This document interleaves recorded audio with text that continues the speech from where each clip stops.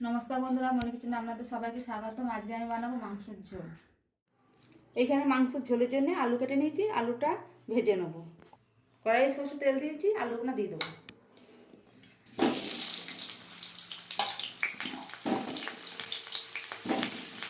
আলুটা ভাজার জন্য অল্প হলুদ দিয়ে দেবো, অল্প নুন। আলুটা নুন হলুদ দিয়ে ভাজলে আলুটা ভালো ভাজা হয়। ভালো করে লাল লাল করে ভেজে নেবো আলুটা।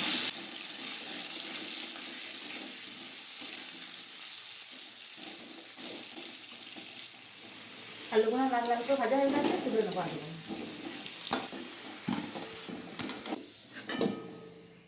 এই তেলের মধ্যেই আমি তেল দিয়ে দেবো। দিয়ে দেবো গোটা গরম মশলা, দিয়ে দেবো শুকনো লঙ্কা, দিয়ে দেবো তেজপাতা, দিয়ে দেবো অল্প গোটা জিরে,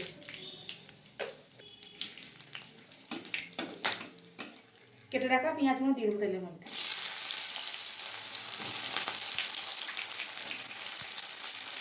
পেঁয়াজটা ভালো করে ভাজা ভাজা করে নেব।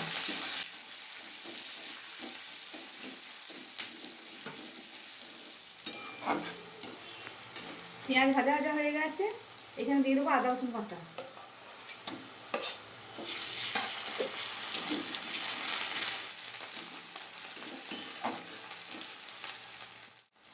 দিয়ে দেবো পেঁয়াজের মধ্যে ধনের গুঁড়ো,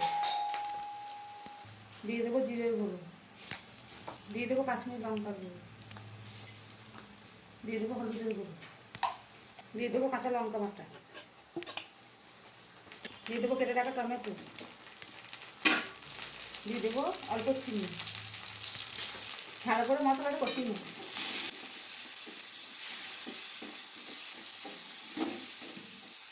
অল্প জল দিয়ে কষিয়ে নেব।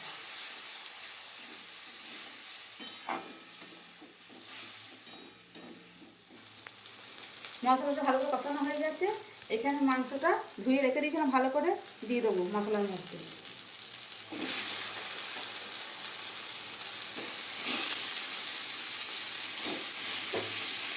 দিয়ে দেবো নুন,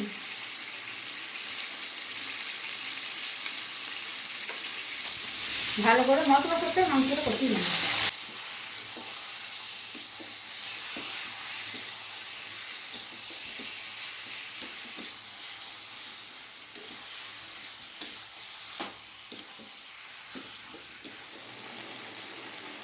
ভালো করে 10 মিনিট ধরে কষিয়ে নিয়েছি মাংসটা।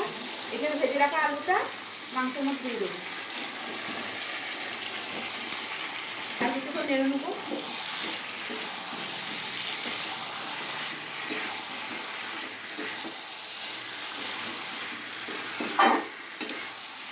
এখানে আমি গরম জল করে নিয়েছি, মাংসের মধ্যে দিয়ে দেবো। মাংসের ঝোল বানাবো, তাই জলটা একটু বেশি দেবো।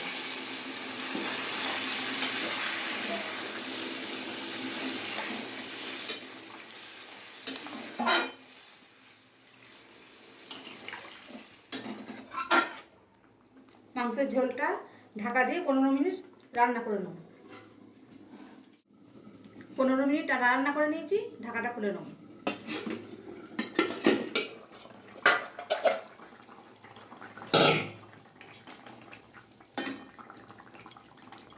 আলুটা সেদ্ধ হয়েছে দেখে নেব।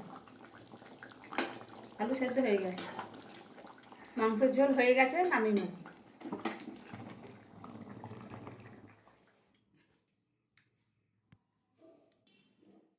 দেখুন বন্ধুরা, আমাদের মাংসের ঝোল রেডি। আপনাদের ভিডিওটা ভালো লাগলে অবশ্যই লাইক, কমেন্ট, শেয়ার, সাবস্ক্রাইব করে দেবেন। দেখা হচ্ছে নতুন আবার একটা ভিডিওতে।